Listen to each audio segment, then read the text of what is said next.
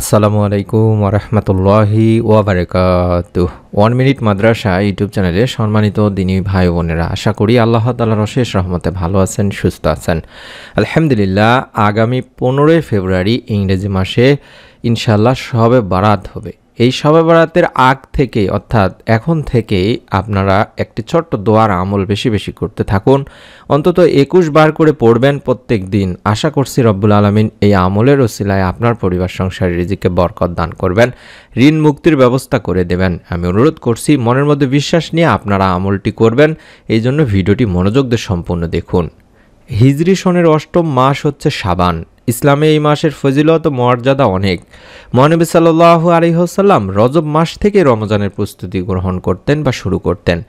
শাবান মাসে বেশি বেশি রোজা রেখে রমজানের জন্য মানসিকভাবে তৈরি হতেন। এই মাসের মধ্যভাগে রয়েছে ফজিলতের রাত শবে বারাত, যেটা শাবান মাসের 14 তারিখ দিবাগত রাতকেই বলা হয়ে থাকে। ইসলামের পরিভাষায় এটাকেই লাইলাতুন নিফসি মিন শাবান বা শবে বারাত বলা হয়ে থাকে। ইংরেজি আমাদের 14 তারিখ দিবাগত রাতকেই শবে বারাত, অর্থাৎ ইংরেজি 15 ফেব্রুয়ারি রাতেই ইনশাআল্লাহ আমলটি করতে হবে। অর্থাৎ 14 তারিখ দিবাগত রাতে আপনাদেরকে এই রাতে আমলটি করতে হবে এবং অবশ্যই আজ থেকেই শুরু করবেন বেশি বেশি আমলটি করার, অর্থাৎ এই দোয়ার আমলগুলো করার। এই রাতে বান্দার গুনাহ আল্লাহ তাআলা মাফ করে দিয়ে থাকেন। যারা অভাবী, রিজিকে বরকত নেই, তাদেরকে আল্লাহ তাআলা রিজিক দিয়ে থাকেন। যারা বিপদগ্রস্ত আছেন তাদেরকে আল্লাহ তাআলা বিপদ থেকে মুক্তি দিয়ে থাকেন এবং এই রাত জাহান্নাম থেকে মুক্তিরও রাত। হাদিস শরীফে এমনই বলা হয়েছে।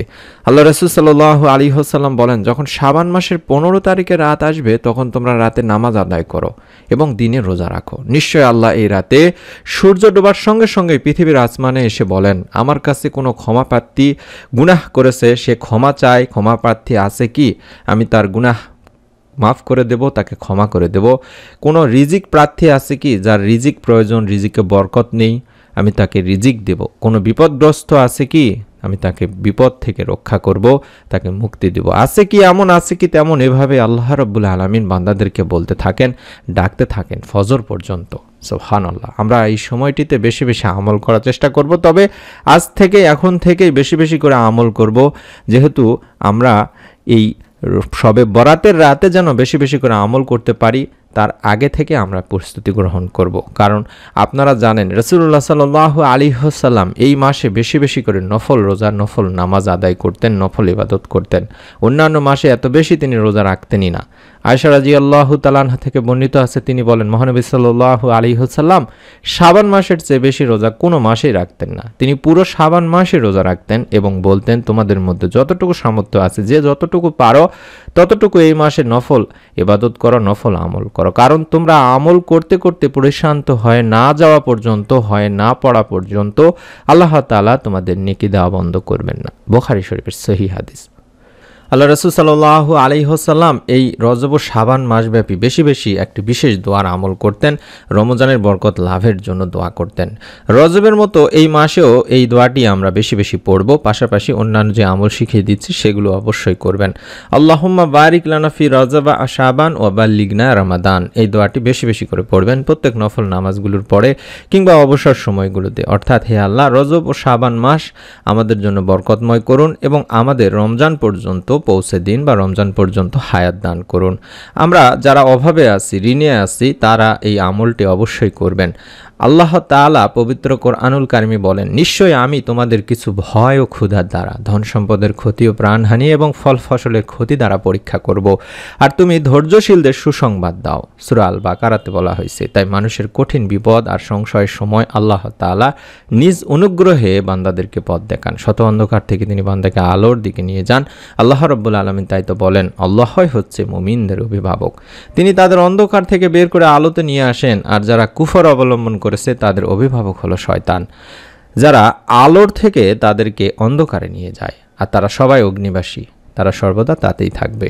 অন্য আরেক আয়াতে আল্লাহ রাব্বুল আলামিন বলেন, আল্লাহ তোমাদেরকে তোমাদের মাতৃর গর্ভ থেকে এমন অবস্থায় বের করেছেন যে তোমরা কিছুই জানতে না। তিনি তোমাদের জন্য কান, চোখ ও অন্তঃকরণ সৃষ্টি করেছেন যাতে তোমরা শুকর আদায় করো।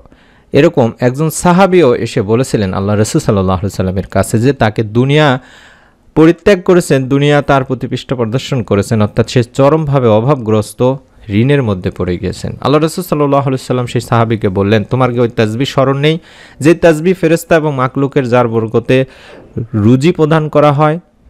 যখন সুবহে সাদিক উদিত হয় তখন এই তাসবিহ 100 বার পাঠ করবে। আমরা ওই তাসবিহটি কম করে হলেও 100 বার পাঠ করার চেষ্টা করব। পাশাপাশি আরেকটি দোয়া আমি শিখিয়ে দেবো, ওই দোয়াটি অন্তত 21 বার পাঠ করবেন।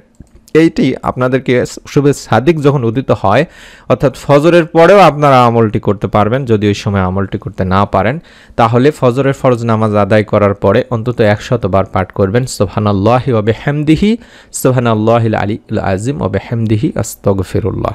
এভাবে 100 বার পাঠ করার চেষ্টা করবেন, যেন 100 বারের কম না হয়, বেশি বেশি পড়ার চেষ্টা করবেন। 100 বারের বেশি হলে সমস্যা নেই ইনশাআল্লাহ। সুবহানাল্লাহি ওয়া বিহামদিহি সুবহানাল্লাহিল আলিয়্যিল আযীম ওয়া বিহামদিহি আস্তাগফিরুল্লাহ। মহাপবিত্র আল্লাহ এবং সকল প্রশংসা তার জন্য, মহাপবিত্র আল্লাহ যিনি সমুচ্চ মহান এবং সকল প্রশংসা তার জন্য। আমি তার কাছেই, আল্লাহ তাআলার কাছেই ক্ষমা চাই। যদি এটা 100 বার পড়া হয় তাহলে দুনিয়া আল্লাহ তাআলার রাসূল সাল্লাল্লাহু আলাইহি সাল্লাম বলেছেন যে তোমার নিকট অপমানিত হয়ে আসবে, অর্থাৎ তুমি খুব সহজেই সচ্ছলতা লাভ করবে, রিজিকে বরকত আসবে। ওই সাহাবী চলে গেলেন, কিছুদিন পরে পুনরায় হাজির হয়ে আরজ করলেন, ইয়া রাসূলুল্লাহ সাল্লাল্লাহু আলাইহি ওয়াসাল্লাম, দুনিয়া আমার নিকট এত বেশি আসে, আমি হতবাক, কোথায় রাখবো, কোথায় উঠাবো? রব্বুল আলামিন আল্লাহ তাআলা তাকে এত পরিমাণে রিজিক প্রদান করেছেন, গায়েবী রিজিক প্রদান করেছেন, ধন সম্পদ বৃদ্ধি করে দিয়েছেন। তাই অনুরোধ করছি, আপনারা যদি নিয়ম মেনে আমলটি করেন, প্রত্যেক দিন অন্তত 15 ফেব্রুয়ারি রাতে, শবে বরাতের রাতে যদি আমলটি বেশি বেশি করতে পারেন, এখন থেকে শুরু করে আল্লাহ তাআলা ইনশাআল্লাহ আপনারও পরিবারের রিজিকে বরকত দান করবেন। এবং হযরত আব্দুল্লাহ রাদিয়াল্লাহু তাআলা আনহু থেকে একটি হাদিস আছে যেখানে নবী সাল্লাল্লাহু আলাইহি ওয়াসাল্লাম আল্লাহ তাআলার কাছে সচ্ছলতা চেয়ে যে দোয়াটি করতেন, এই দোয়াটিও আমরা 21 বার করে পাঠ করব। আশা করছি মোবাইলে স্ক্রিনশট নিয়ে নেবেন। আল্লাহুম্মা ইন্নী আসআলুকাল হুদা ওয়াত তুকা ওয়াল আফাফা ওয়াল গিনা, আল্লাহুম্মা ইন্নী আসআলুকাল হুদা ওয়াত তুকা ওয়াল আফাফা ওয়াল গিনা। এভাবে অন্তত 21 বার পাঠ করবেন। এটি আল্লাহ রাসূল সাল্লাল্লাহু আলাইহি সাল্লাম আল্লাহ তাআলার কাছে সচ্ছলতা চেয়ে, রিজিকে বরকত চেয়ে, ঋণ মুক্তি চেয়ে এই দোয়াটি বেশি বেশি করতেন। হে আল্লাহ, আমি তোমার কাছে হেদায়েত, তাকওয়া, নিষ্কুলসতা ও সচ্ছলতার জন্য প্রার্থনা করছি। সহিহ মুসলিম শরীফের সহিহ হাদিস। মনের মধ্যে বিশ্বাস নিয়ে আমলগুলো করতে থাকুন। আজ থেকে, এখন থেকে, যখনই ভিডিওটি দেখছেন তখন থেকে আমলটি করুন।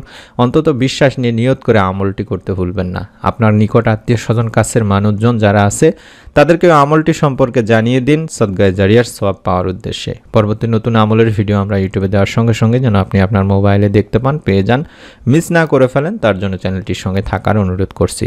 আসসালামু আলাইকুম ওয়া রাহমাতুল্লাহি ওয়া বারাকাতুহু।